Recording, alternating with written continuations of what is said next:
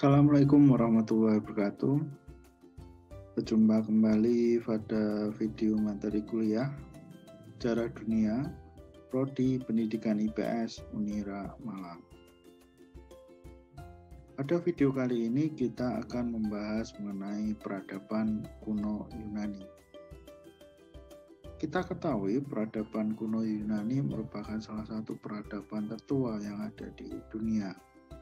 Peradaban kuno Yunani juga menjadi salah satu fondasi dari peradaban yang ada di Eropa.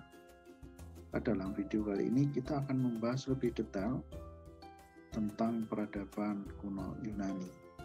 Video kali ini kita akan membahas mengenai awal mula peradaban Yunani, sistem pemerintahan, hasil kebudayaan, sistem kepercayaan, ilmu pengetahuan dan filsafat, dan kemunduran dari peradaban Yunani.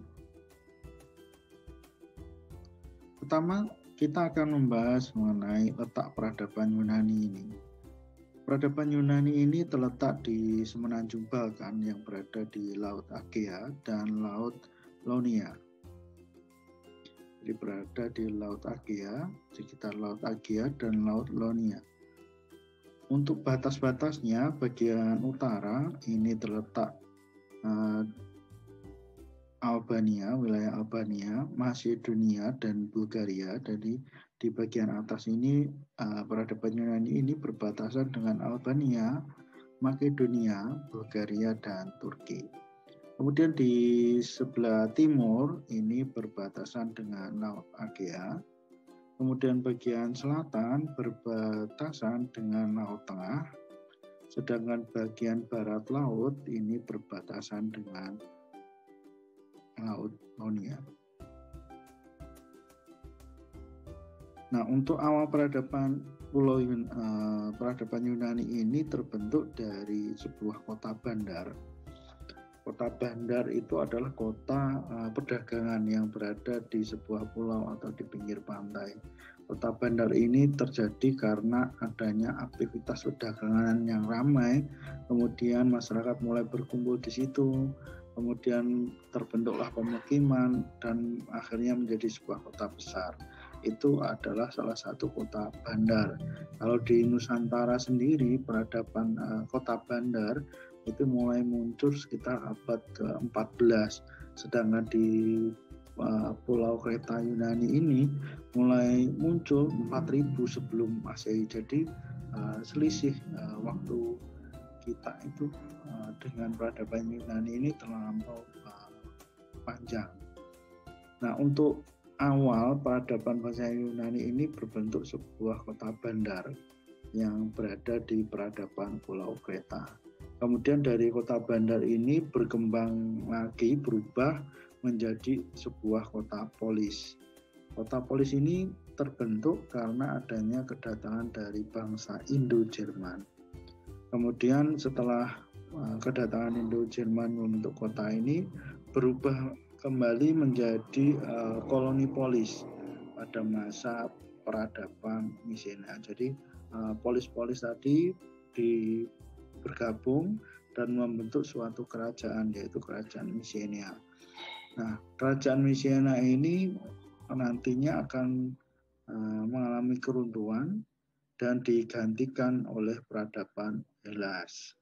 Nah, pada masa peradaban Hellas inilah peradaban Yunani berbentuk sebagai negara polis.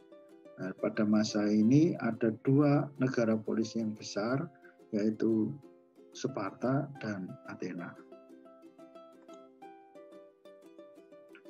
Nah, untuk timeline perkembangan Yunani, peradaban Yunani ini, pertama kita lihat tadi sebuah kota polis yang terdiri dari beberapa suku bangsa, kemudian kota polis itu bersatu membentuk suatu kota atau koloni, membentuk suatu kerajaan dari koloni polis ini. Dari koloni polis ini kemudian berkembang dan menjadi sebuah negara koloni.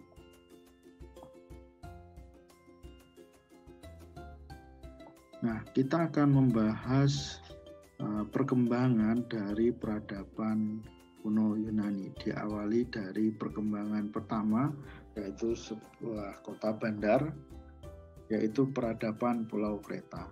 Peradaban Pulau Kreta ini mulai muncul sekitar 3000 sebelum Masehi, di mana bangsa yang mendiami atau yang membangun peradaban Pulau Kreta ini adalah bangsa Kreta. Peradaban Pulau Kreta ini terbentuk karena mereka tinggal di sebuah pulau yang diberi nama Kreta. Kemudian untuk letaknya, Pulau Kreta ini berada di perairan Laut Tengah, jadi ini adalah perairan Laut Tengah, berada di situ. Kemudian ibu kotanya adalah Knossos. Kemudian mengapa peradaban ini muncul? Karena peradaban ini didukung oleh aktivitas perdagangan yang cukup tinggi. Jadi Pulau Kreta ini menjadi titik tengah dari perdagangan besar pada waktu itu. Ada perdagangan dari Mesir, kemudian perdagangan dari Asia, kemudian Timur Tengah, kemudian dari Eropa. Jadi ini menjadi titik tengahnya, sehingga Pulau Kreta ini menjadi daerah yang sangat ramai dan berubah menjadi suatu peradaban yang besar atau pemukiman yang besar dan melahirkan suatu peradaban yang besar. Jadi diawali dari pusat perdagangan di sekitar Pulau Sisilia, kemudian Mesir, pantai Levant, dan Bizantium, Romawi, dan Yunani itu sendiri. Nah, kemunduran dari Pulau Kreta ini diakibatkan karena perdagangannya mulai terhenti karena muncul kota-kota perdagangan yang baru, kemudian lepasnya beberapa koloni dari Pulau Kreta. Selain itu juga penyerbuan dari bangsa Hela. Perkembangan selanjutnya, peradaban Yunani ini mulai berkembang ketika bangsa Indo-Jerman masuk di wilayah Yunani. Kedatangan bangsa Indo-Jerman ini terdiri dari 3 bangsa, yaitu bangsa Doria, kemudian nanti akan membentuk kota Sparta, kemudian bangsa Ionia nanti akan membentuk kota Delphi, dan bangsa Aeolia di kota Olympia. Ketiga bangsa ini kemudian bersatu dan membentuk suatu kota polis dan berusaha menggabungkan beberapa negara suku-suku kecil yang ada di sekitar wilayahnya dan membentuk suatu pemukiman dan menjadi sebuah kota baru, kota polis yang baru. Nah, pada perkembangan selanjutnya, peradaban Yunani masuk pada perkembangan suatu kerajaan, dimulai dari perkembangan peradaban kerajaan Mycenae ini. Peradaban Mycenae ini terletak di sekitar semenanjung Peloponnesos. Mycenae ini menjadi besar setelah berhasil menaklukkan polis atau kota Troya atau kerajaan Troya. Polis Troya ini penting bagi Mycenae karena Troya ini menguasai perdagangan di sekitar Eropa bagian selatan dan Timur Tengah. Nah, untuk menaklukkan Troya ini, Mycenae ini melakukan perang besar waktu itu yang dikenal sebagai Perang Troya. Dan perangnya ini terkenal sampai sekarang, bahkan pernah difilmkan, dibuatkan film Kuda Troya, itu filmnya bagus sekali. Mengisahkan perang Troya ini. Kemudian peradaban kerajaan Mycenae ini berubah besar karena Mycenae ini berhasil menggantikan pusat perdagangan Pulau Kreta. Jadi Mycenae ini tumbuh menjadi pusat perdagangan setelah Pulau Kreta ini mengalami kemunduran. Namun pada tahun 1000 sebelum Masehi, Mycenae ini mengalami keruntuhan karena disintegrasi, jadi perpecahan di beberapa wilayah koloninya. Selain itu juga karena adanya serangan dari bangsa Hellas dari Balkan. Nah, ini adalah salah satu lukisan penggambaran perang pada waktu ini. Ini adalah kuda Troya yang dibikin oleh bangsa Mycenae, yang pada waktu itu di filmnya sangat bagus sekali. Kuda Troya ini ternyata dibangun dari puing-puing kapal, kemudian dibuat seperti kuda. Pada awalnya Mycenae ini kesulitan untuk menembus kerajaan Troya, tetapi akhirnya mereka mundur dan membangun sebuah patung kuda yang sangat besar ini. Nah, di dalamnya ternyata ada beberapa pasukan yang bersembunyi di patung kuda ini. Nah, tujuannya adalah nanti ketika malam, ketika semua orang Troya ini tidur, para pasukan ini keluar dan membuka gerbang dari Troya, kerajaan Troya, dan ternyata itu berhasil strategi perangnya. Kemudian setelah Mycenae kalah dalam peperangan melawan kerajaan Hellas, kerajaan Hellas ini sebenarnya mulai muncul pada tahun 1000 sebelum Masehi. Peradaban Hellas ini terbentuk dari negara kota atau city-state yang terdiri dari beberapa polis. Jadi negara kota ini merupakan gabungan dari kota-kota atau polis-polis kecil yang ada di Yunani. Kemudian bersatu dan bergabung menjadi sebuah negara kota. Nah, sistem polis ini diterapkan karena ada dua faktor. Pertama, memang karena kebudayaan dan letak geografis, karena Yunani memiliki wilayah yang luas sehingga tidak mungkin bersatu. Kemudian kebudayaannya pasti berbeda antar wilayah. Selain itu, mayoritas bangsa Hellas ini tidak mau wilayahnya ini berbentuk kerajaan, dibentuk sebagai sebuah kerajaan. Kemudian pada masa Hellas ini muncul negara polis yang besar yang terkenal pada waktu itu, yaitu Sparta dan Athena, di mana dua kota ini mampu mewakili karakteristik dari polis-polis yang lain yang ada di peradaban Hellas. Nah, seperti apa sih karakteristik Sparta dan Athena ini? Kita bisa melihat dari sistem pemerintahannya. Pertama, kita akan membahas mengenai sistem pemerintahan Sparta. Di sistem pemerintahan polis Sparta ya, dipimpin oleh seorang raja, di mana raja ini diperoleh jabatannya berdasarkan garis keturunan atau diwariskan secara turun-temurun. Nah, kekuasaan raja ini dibantu oleh Epor. Epor adalah pelaksana pemerintahan yang berjumlah 5 orang. Istilahnya kalau sekarang itu Perdana Menteri, dan raja itu adalah presiden. Jadi Epor ini bertanggung jawab melaksanakan pemerintahan. Kemudian untuk pengawasan ini diwakili oleh Eklesia. Eklesia ini adalah dewan perwakilan yang terdiri dari warga kota yang bertugas untuk menyatakan perang, menyetujui rancangan undang-undang, dan memilih anggota Epor. Ya, ibaratnya kalau Eklesia ini adalah dewan legislatifnya. Kemudian ada Grusia.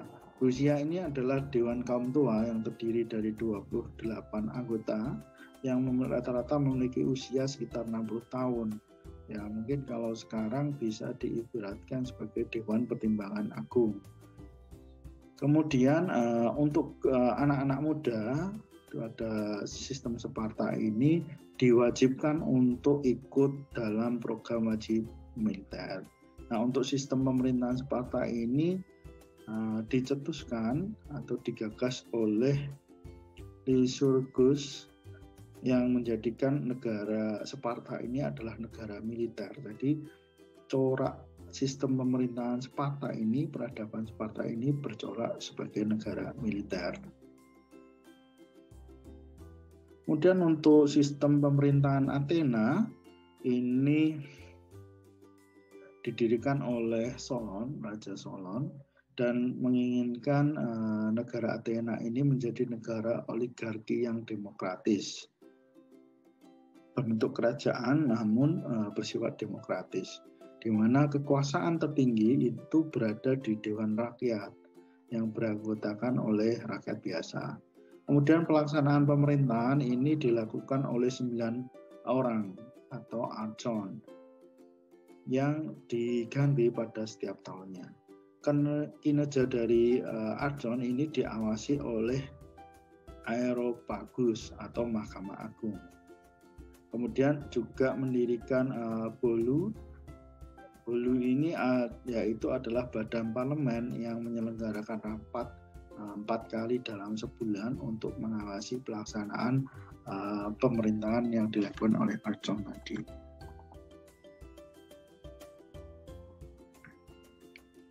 Nah, untuk kemajuan dari bangsa Yunani ini bisa kita lihat peradabannya bisa kita lihat dari seni sastra, seni teater, dan seni bangunan dan patung. Di bidang seni sastra misalnya, kemajuan peradaban Yunani ini bisa kita lihat dari salah satu karya yaitu Epos Iliad yang menceritakan perang Troya, dan Odyssey ini ditulis oleh Homerus. Selain itu juga di bidang teater, peradaban Yunani ini juga berkembang pesat dengan didirikannya panggung pertunjukan terbuka di lereng bukit Akropolis yang didirikan oleh Pericles. Selain itu juga di bidang bangunan dan patung, peradaban Yunani juga berkembang pesat dengan didirikannya banyak patung, dan patungnya ini sangat bagus dan besar bentuknya. Kemudian banyak juga didirikan bangunan untuk pemujaan para dewa seperti di Bukit Akropolis di Athena, kemudian kuil Parthenon, kuil Zeus di Bukit Olympus, kemudian kuil Herakles, kemudian kuil Apollo.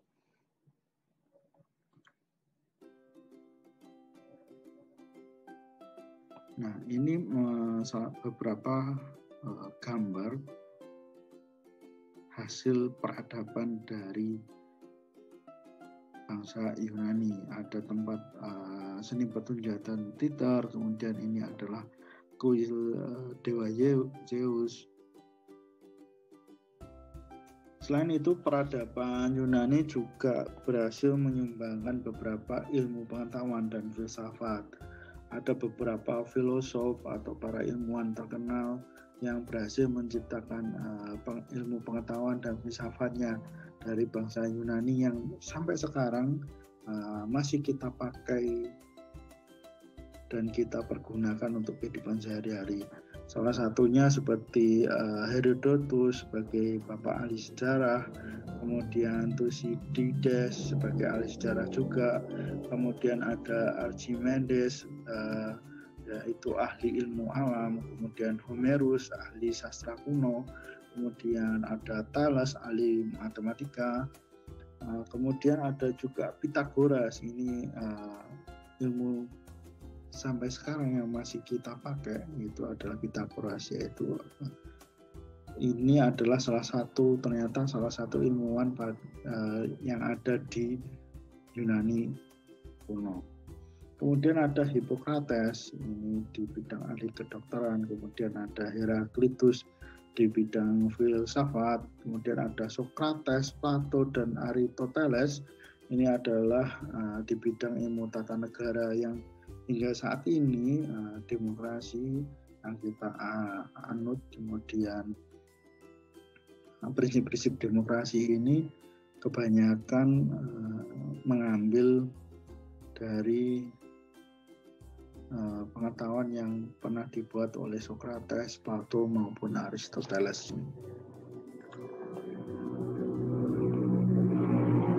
Di bidang religi, peradaban Yunani juga mengenal sistem religi politeisme dengan menyembah banyak dewa, di mana ada beberapa dewa. Yang pertama ada dewa Zeus sebagai penguasa tertinggi, kemudian dewa Ares sebagai dewa perang, kemudian ada dewa Athenis sebagai dewa pemburuan, kemudian ada dewa Hermes, dewa perdagangan, dewa Poseidon adalah dewa laut, dewa Apollo adalah dewa kesenian, kemudian ada dewa Pallas, Athena adalah dewa pengetahuan, kemudian ada Dewi Aphrodite atau Dewi kecantikan.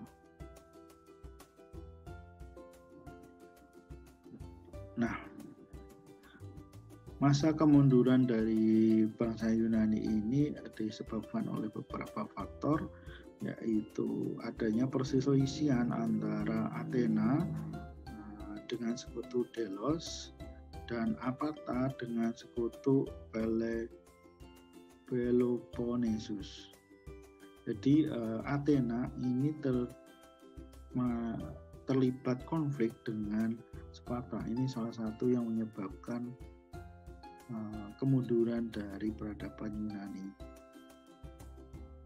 Perang tersebut terjadi antara tahun 431 sampai 404 sebelum Masehi.